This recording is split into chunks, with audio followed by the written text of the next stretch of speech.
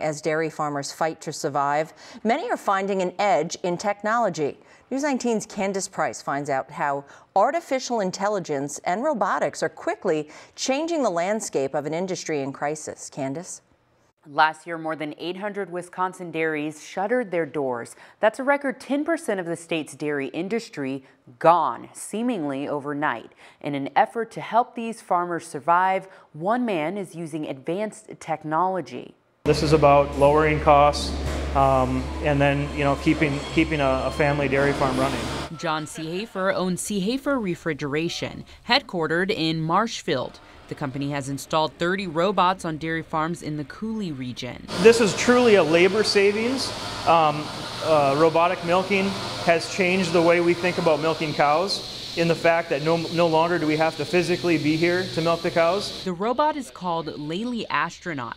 2 of them have been installed at a dairy farm in West Salem, home to 120 cows. We get information, data points every time that animal comes into the robot, and we're learning about the animal and managing the animal based on what the robot tells us.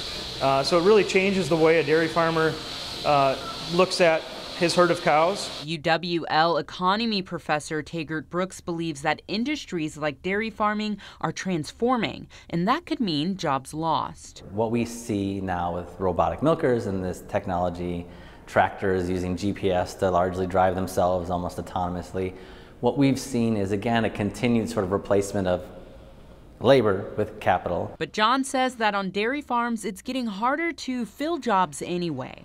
Well, it's just hard to find labor, and it doesn't matter if it's dairy farming or many other jobs, many other industries.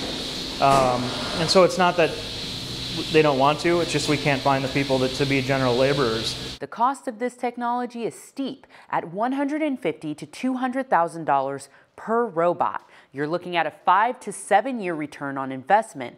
But again, farmers save on eliminating some of the cost of labor and also the struggle of finding those workers.